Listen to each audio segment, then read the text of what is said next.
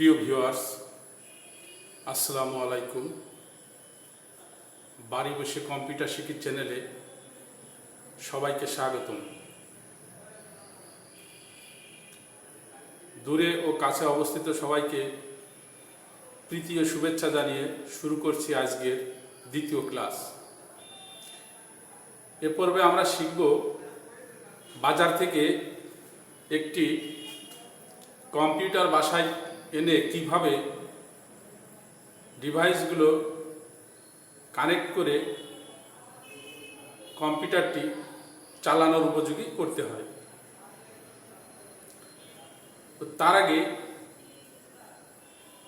দুটি কথা না বললেই নয়, আমরা যারা নতুন কম্পিউটার প্রশিক্ষণ নিতে যাচ্ছি তাদের সবার মাঝেই কম্পিউটার সম্পর্কে বেশ কিছু প্রশ্ন মাথার মধ্যে ঘুরপাক খায়। আমরা মনে মনে ভাবি যে আমরা যে প্রতিদিন কাজ করি, ফাইলগুলো সংরক্ষণ করে রাখি, এগুলো কোথায় থাকে, পিসির মধ্যে কি আছে, এই একটা কম্পিউটারের মধ্যে কি কি অ্যাক্সেসরিজ আছে, সেগুলো আমরা অনেকেই জানি না।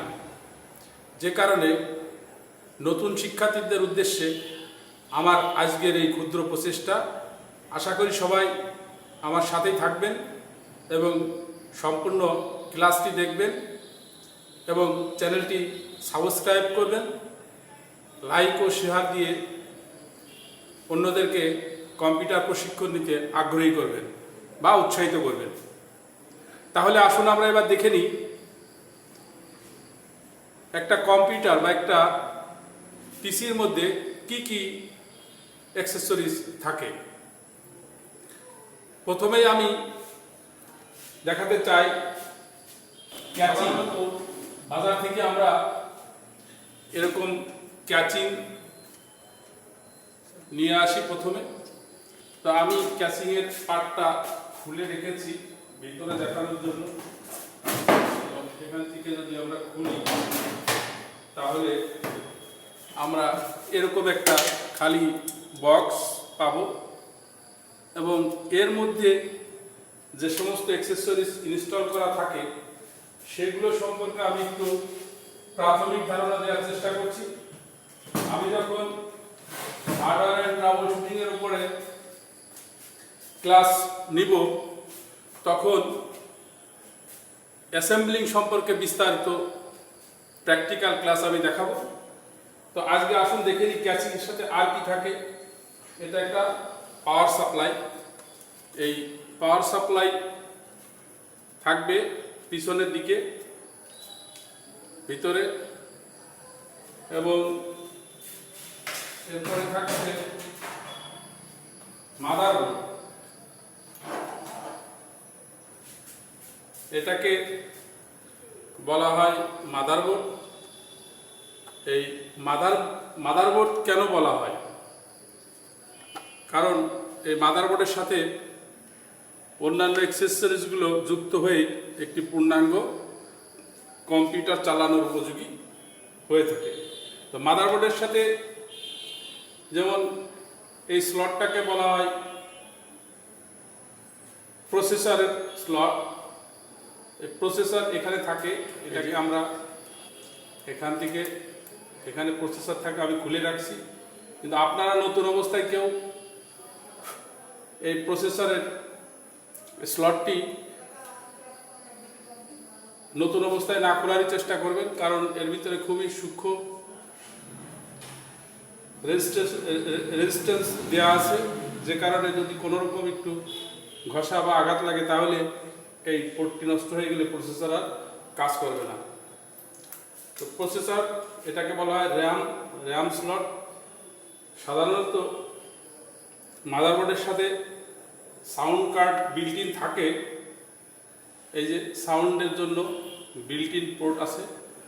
আর আমরা যদি এক্সট্রা সাউন্ড কার্ড লাগাতে চাই তাহলে এখানে এই যে গ্রাফিক্সের স্লট আছে, এই স্লটে লাগানো যাবে এই মাদারবোর্ডের ভিতরে। তাহলে আমরা এবার দেখি যে এই প্রসেসর, এটা প্রসেসর, এই প্রসেসরটি এখানে যুক্ত থাকে। এবং র্যাম, এই যে র্যাম, এই র্যাম স্লটের যে কোনো একটা স্লটে লাগানো থাকবে। এটা র্যাম থাকে মাদারবোর্ডের সাথে। তাহলে আমরা মাদারবোর্ড দেখলাম, র্যাম এবং প্রসেসর দেখলাম। এরপর যে আমরা দেখব ক্যাসিংয়ের সাথে আর কি থাকে। মাদারবোর্ডের সাথে আর একটা জিনিস, এটা কুলিং ফ্যান। প্রসেসরকে ঠান্ডা রাখার জন্য প্রসেসরের উপরে এই কুলিং ফ্যানটা বসানো থাকে, এটা দেখে রাখুন। তাহলে কুলিং ফ্যান, এবং এ পর্যায়ে দেখি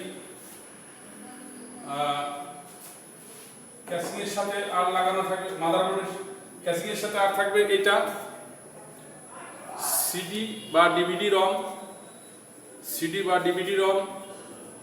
এটা দেখতে এরকম সিডি বা ডিভিডি রম থাকবে।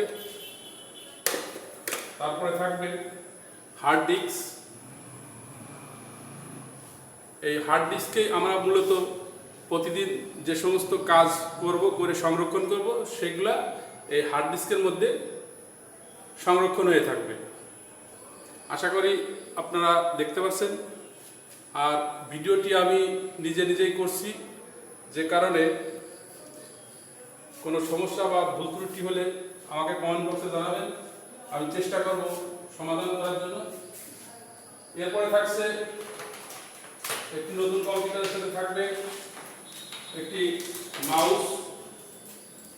মাউস থাকবে, তারপরে থাকবে কিবোর্ড। এই যে কিবোর্ড থাকবে,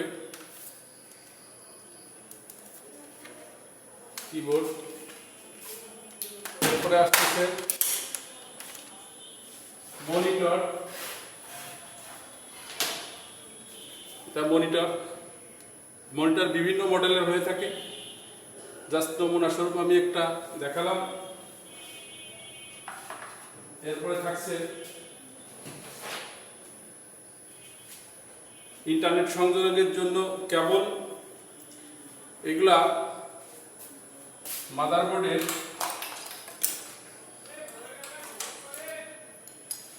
রাউটারের সাথে এক প্রান্ত থাকবে, অন্য প্রান্ত আপনি দেখবেন যে পিসির পিছনে এই যে এরকম একটি স্লট আছে, যেখানে আমরা এই কেবলের অপর প্রান্ত এভাবে সংযোগ দিয়ে দিব, দেন আমরা ইন্টারনেটের সাথে সংযুক্ত হতে পারব। এবং মনিটরের পিছনের দিকে এখানে পাওয়ার কেবল ঢুকবে, এবং এখানে থাকবে ভিজিএ কেবল। এটাতে ভিজিএ কেবল থাকবে। তো আমরা একটু দেখাই, এটা পাওয়ার কর্ড বা পাওয়ার কেবল। যে পাওয়ার কেবলের এক প্রান্ত থাকবে এখানে, মনিটরের এখানে সংযুক্ত থাকবে, এবং এটাকে বলা হয় ভিজিএ কেবলের এক প্রান্ত থাকবে মনিটরের সাথে সংযুক্ত। আমরা এটা বেশি চাপাচাপি করব না। পোর্টটা এগুলাকে বলা হয় মেল পোর্ট, আর এখানে আছে ফিমেল পোর্ট। এই পোর্টের সাথে যখন মিলে যাবে, এবং একদিকে দেখবেন এর একদিকে কম একদিকে বেশি, ঠিক একইভাবে এখানেও এই এখানে তিনটা লাইন আছে, একদিকে কম একদিকে বেশি। কেবলটা আস্তে করে ধরে এখানে মিলে গেলেই হালকা করে চাপ দিলেই ভিতরে ঢুকে যাবে, এভাবে সংযুক্ত থাকবে। এবং অপর প্রান্ত সিপিইউ এর পিছনে এই যে আমি একটা পিসি অ্যাসেম্বলিং অবস্থায় দেখাই দেব। এই যে এখানে এটা সংযুক্ত থাকবে এইভাবে। একইভাবে আমাদের যে পিসির যে পাওয়ার কর্ড আছে, যে আর একটা পাওয়ার কর্ড, এই পাওয়ার কর্ডটা এই মাথা থাকবে ক্যাসিং এর পিছনে। এটা যখন অ্যাসেম্বলিং করা থাকবে ক্যাসিং এর পিছনে এটা ঢুকবে এভাবে। তাহলে আমরা মোটামুটি একটা কম্পিউটারের মধ্যে কি কি থাকে সে বিষয়গুলো আশা করি জানতে পারলাম। বুঝতে কারোর কোনো সমস্যা হলে কমেন্ট করে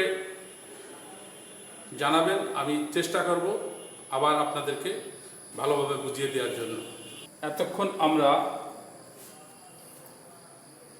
একটি ক্যাসিংয়ের মধ্যে কি কি অ্যাক্সেসরিজ থাকে সে বিষয় বিস্তারিত দেখিয়েছি। এখন দেখাবো যে একটি অ্যাসেম্বলিং করা পিসি যে আমরা কিভাবে সমস্ত কেবলগুলা কানেকশান করতে পারি এবং এর সাথে যে সমস্ত ডিভাইস আছে সেই ডিভাইসগুলা সংযোগ করতে পারি। তাহলে আসুন আমরা প্রথম থেকে শুরু করি। প্রথমেই আমি দেখিয়েছিলাম যে একটা মনিটরের সাথে দুইটা কেবল থাকে। একটা হচ্ছে ভিজিএ কেবল, এটা ভিজিএ কেবল এই যে মনিটরের এই প্রান্তে, এবং অপর প্রান্ত পিসির বিল্ট ইন ভিজিএ কার্ডের সাথে আমরা এখানে সংযুক্ত করব এবং মনিটরের পাওয়ার কেবল বৈদ্যুতিক লাইনের সাথে সংযুক্ত হবে। একইভাবে পিসির জন্য একটি পাওয়ার কেবল পিসির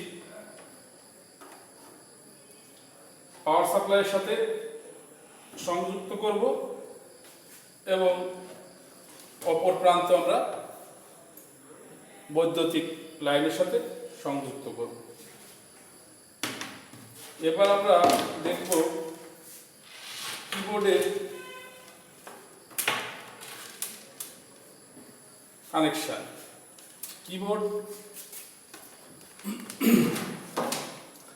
কিবোর্ডের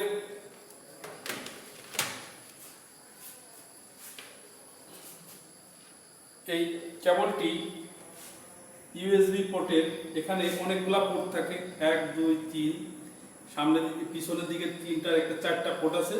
আমরা যে কোনো একটাতে লাগিয়ে দিব। দেন আমরা মাউসের একটি কেবল মাথা আমরা নিয়ে ইউএসবি পোর্টে লাগিয়ে দিই।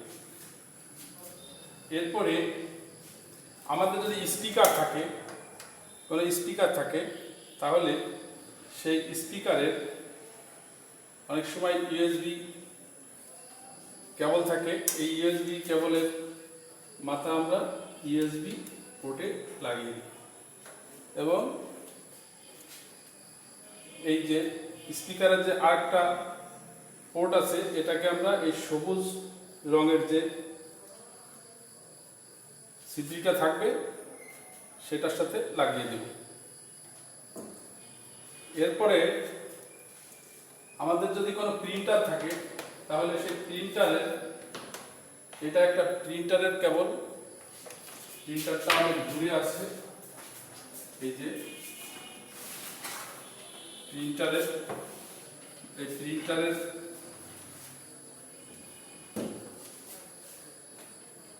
এক প্রান্ত প্রিন্টারের এই মাথায় এবং অপর প্রান্ত আমরা একটা ইউএসবি পোর্টে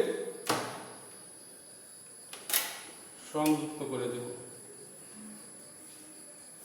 এরপরে যদি আমাদের হেডফোন থাকে এই যে এরকম কোনো হেডফোন থাকে, তাহলে আমরা এই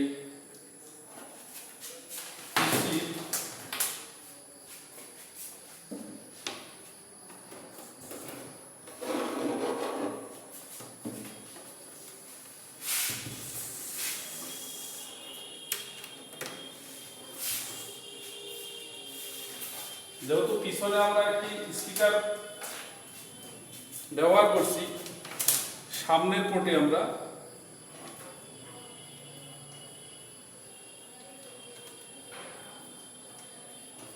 এভাবে দুটো কেবল আমরা কানেক্ট করে দেব।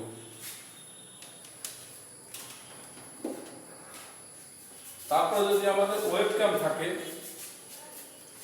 ওয়েবক্যাম, তাহলে আমরা ওয়েবক্যামটিকে, যেহেতু পিছনে আর ইউএসবি পোর্ট নাই, সেহেতু আমরা সামনে ইউএসবি পোর্টে ব্যবহার করব। এছাড়াও যদি আরও কোনো ডিভাইস যুক্ত করার প্রয়োজন হয়, তাহলে আমরা সেক্ষেত্রে একটা এক্সটার্নাল ইউএসবি পোর্ট যে কোনো একটি কেবলের পোর্টের সাথে লাগিয়ে আমরা সেটা বাইরে রাখবো এবং সেখানে আরও কিছু ডিভাইস যুক্ত করতে পারবো। তাহলে এবার আসুন আমরা পিসিটাকে বৈদ্যুতিক লাইনের সাথে সংযোগ দেব। আমি আগেই দেখাচ্ছি যে এটা পাওয়ার কর্ড, পিসির পাওয়ার কর্ড এবং মনিটরের পাওয়ার কর্ড। শুধু এই দুইটা কর্ড বৈদ্যুতিক লাইনের সাথে এটা যুক্ত হবে, আর বাকি সব বৈদ্যুতিক ডিভাইসগুলো পিসির সাথে যুক্ত থাকবে। বা মাল্টিপ্লাগ, আপনারা মাল্টিপ্লাগ ব্যবহার করবেন। আমি এটা দুটো তৈরি করা নিজেদের। তাহলে আমরা পিসির পাওয়ার কর্ডটা সকেটে, বৈদ্যুতিক সকেটের সাথে সংযুক্ত করলাম এবং মনিটরটা সংযুক্ত করলাম। দুইটা লাইন জাস্ট এখানে রেখে দিলাম। আমি এবার বৈদ্যুতিক সংযোগ এখান থেকে, এটা আমাদেরকে সাব লাইন এখানে আসছে, দেখা যাচ্ছে কিনা? তো এখানে আমি সুইচ দিলেই আমার সে বৈদ্যুতিক লাইন পেয়ে যাবে। এখন দেখুন কম্পিউটারটি রান হচ্ছে। প্রিয় ভিউয়ার্স, পাওয়ার সুইচ অন করার সাথে সাথেই আমাদের কম্পিউটারে একটি লোগো সহ একটা মেসেজ দেখাবে। এই মেসেজটি সাধারণত নতুন কম্পিউটারের ক্ষেত্রে থাকবে না, বা অন্য কোনো কম্পিউটারে হয়তো থাকবে না, কিন্তু এটাতে আসছে, যার কারণ আমরা একটু মেসেজটা পড়ে নিই। অ্যালার্ট পাওয়ার বাটন কেবল ফেলার, to continue press F1 key, to change setup option press F2 key, to run onboard diagnostics press F5 key। এখানে তিনটি কমান্ড আসছে। আসলে এই কমান্ডগুলো আসার কথা ছিল না, কিন্তু আসছে এই কারণে আমার যে কম্পিউটার, এই কম্পিউটারের মাদারবোর্ডের সাথে যে পাওয়ার কেবলের যে সংযোগ যেখানে দিতে হয়, ওই পোর্টটাই সমস্যা আছে, যে কারণে আমরা ওই পোর্টটাকে বাদ রেখে বা ওই সংযোগটা বাদ রেখে ডাইরেক্ট করে দেওয়ার কারণে পাওয়ার সুইচ অন করার সাথে সাথে কম্পিউটারটা অন হয়ে যাচ্ছে। এবং এটা চালু করার জন্য আমাদেরকে কিবোর্ড থেকে কিবোর্ডের এগুলা কমান্ড কি, ফাংশন কি, F1, F2, F3, F4, F5, F6, F7, F8, F9, F10, F11, F12, এগুলোকে ফাংশন কি বলা হয়।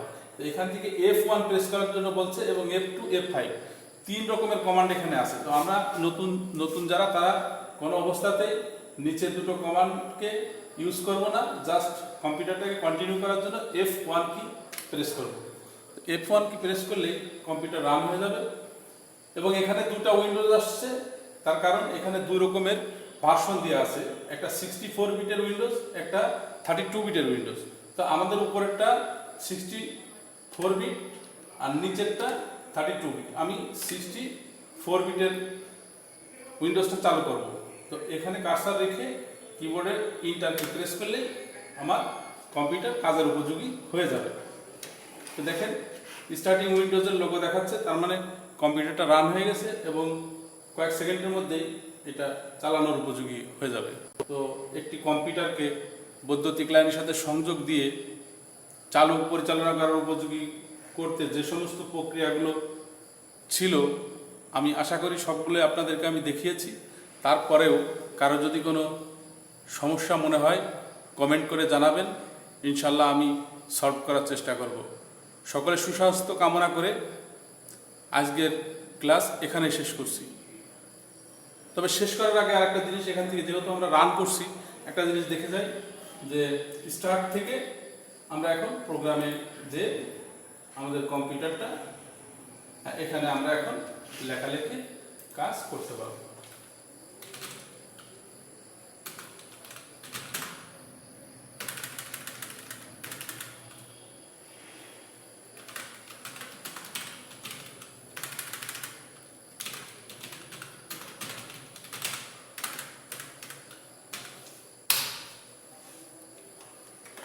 আমরা এখান থেকে কাজ করতে পারবো।